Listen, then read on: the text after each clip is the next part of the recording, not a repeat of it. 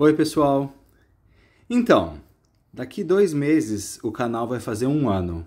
E eu não esperava que eu fosse tão longe assim.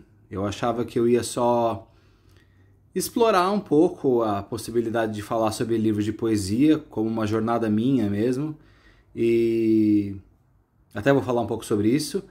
Mas aí foi ficando... Eu vi que eu não consegui me desgrudar desse leitor de poesia que emergiu tão forte de um tempo para cá, especialmente por causa da editora Círculo de Poemas. Como vocês veem, eu falo muito dos livros, eu acho que é dos livros deles. Eu acho que é um projeto que renovou meu amor pela poesia. Eu escrevo poesia desde os 13 anos, eu tenho 39 anos de idade. Teve algumas épocas que eu não escrevi poesia também, mas daí acabava indo por outro caminho, escrevia contos ou alguma outra coisa. E eu queria falar um pouco sobre como está sendo essa experiência de fazer esse canal aqui. E eu anotei, porque eu me perco muito fácil, então eu anotei algumas coisas. Ó. Por que este canal? Eu decidi fazer esse canal por 2 motivos principais. Catalogar, como é que eu posso dizer assim? Catalogar não só o que está sendo feito publicado de poesia hoje no Brasil, mas tentar criar um acervo em que eu coloco as editoras de poesia. É claro que tem muita editora de poesia no Brasil, mas tentar criar um acervo onde as pessoas, alguém que quisesse começar a ler poesia, assim, não sabe por onde começar, que tivesse um horizonte pelo menos para explorar disso. Alguns nomes de editoras já chegarem no ouvido. Por que eu coloquei esse 95%? Porque alguns anos atrás, 2, 3 anos, eu procurei no Google quais são as melhores editoras de poesia no Brasil.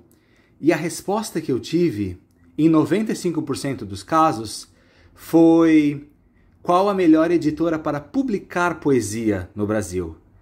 E eu achei isso deprimente, porque, nossa, a gente está fudido, né? Porque se a gente está sempre implorando para ser lido e não quer se esbaldar num oceano de leitura, que merda de pessoas somos nós? Que merda de poetas somos nós?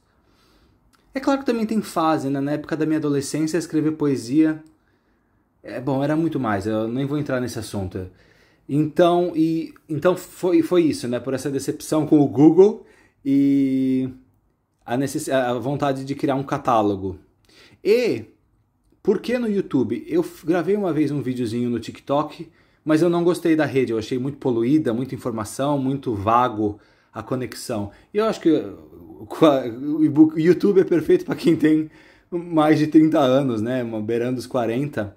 E uma coisa que me incomodava um pouco nos grandes canais de Booktube, vendo assim ótimos leitores que se recusam a fazer resenha de livro de poesia porque acham que poesia é algo muito pessoal. Essa afirmação me parece um pouco bizarra, assim, me parece um pouco covarde. Você faz uma resenha de um livro da Clarice Lispector e acha que não é pessoal, que a escrita dela não é muito pessoal. É pessoal pra caramba. E poesia não. Porque existe o quê? Uma preguiça de entrar nesse oceano da poesia que tem milhões de formas de se escrever poesia. Então, esses foram os 2 temas principais, assim, que me incentivaram a criar esse canal. Aí, a gente começa a gravar vídeos, começa a pensar sobre livros de poemas e vem umas surpresas. Acho que o que mais me decepcionou na minha jornada aqui, e que eu até pensei em parar de fazer o canal, já ali naquela resenha sobre o Sal de Fruta da Bruna Beber, eu já estava meio que pensando, que merda que eu estou fazendo? Porque eu notei que os argumentos que eu uso para falar que um livro é ruim, muitas vezes soam como exatamente os argumentos que eu uso para justificar que um livro é bom.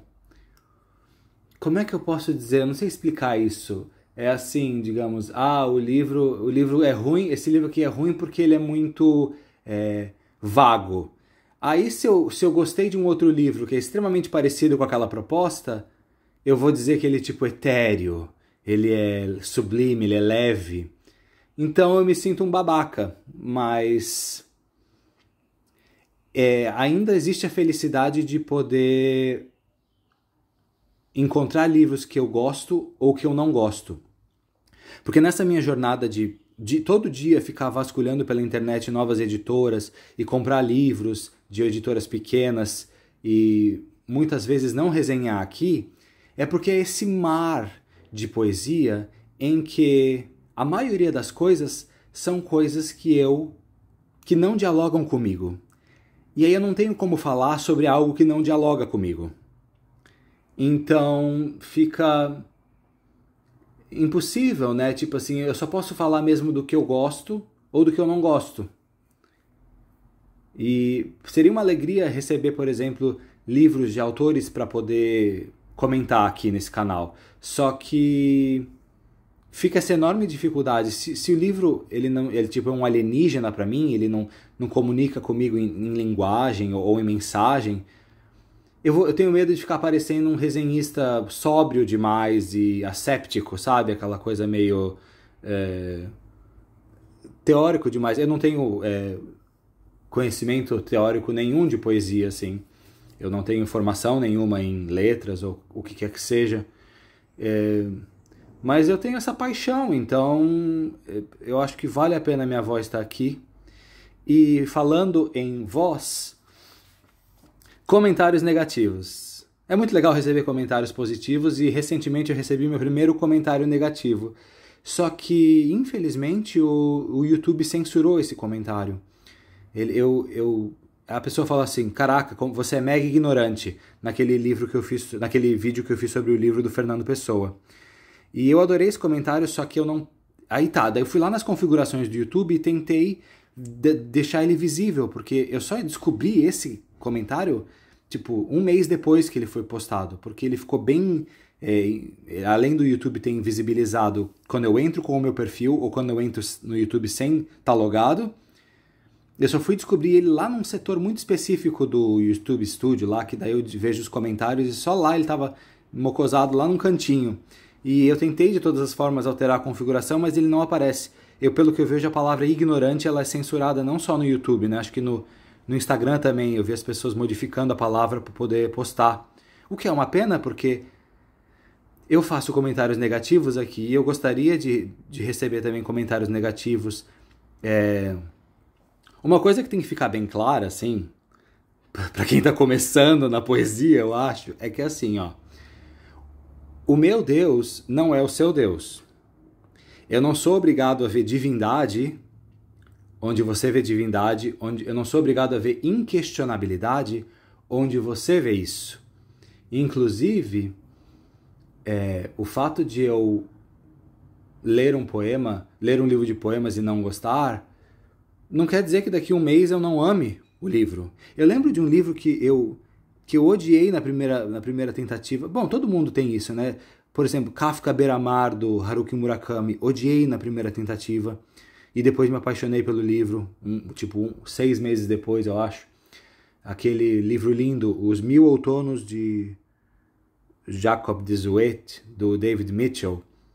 Um livro que eu achei pavoroso e depois se tornou uma coisa muito preciosa para mim, aquele livro.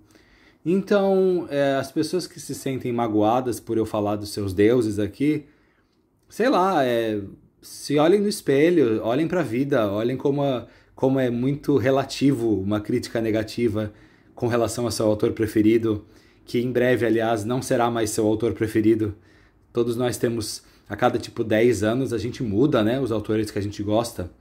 Eu, na adolescência, dos 15 aos 25 anos, Gabriel Garcia Marques, Bento Nascimento, Ítalo Calvino, deuses para mim.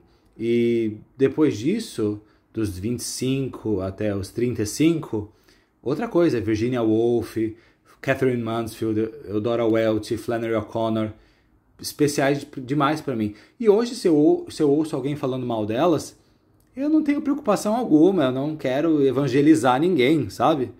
Então, sejam bem-vindos para falar mal dos comentários que eu faço e E sei lá, ampliar também, não só a consciência de vocês, mas a minha, tipo, trocando ideias mesmo, me mostrando algum ângulo que eu não enxergo sobre aquele autor ou aquela autora. E é isso. Eu tava lavando essas pimentas agora ali na cozinha e eu achei que elas estavam tão bonitas que decidi fazer como fundo desse vídeo. Eu não sei se teria mais alguma coisa para eu falar. O Ítalo, meu amigo, ele mandou um e-mail esses dias falando se eu só leio poesia agora. Não, eu leio... Tem sido metade das minhas leituras tem sido livros de poesia. Mas eu continuo lendo muita coisa de ficção e de não ficção. E só quero ter a liberdade de não precisar falar. Porque eu acho muito ruim, assim, tipo... Como afeta a nossa leitura quando a gente sabe que vai falar sobre aquele livro. Então você já está lendo e já está meio que seu cérebro está girando um mecanismo ali para como eu vou falar sobre isso, sobre o que eu estou sentindo. Então eu gosto do que eu chamo desse estado selvagem de leitura, onde eu posso me jogar dentro de um livro sem precisar pensar no futuro da minha relação com ele, assim, ou do que eu vou falar dele. Estar livre para abandoná-lo, estar livre para relê-lo, sem precisar pensar no outro. Então, mas nas melhores leituras do ano eu acabo mostrando esses livros que me marcaram e que não são necessariamente poesia. Tá, falei demais já. Chega. Divirtam-se.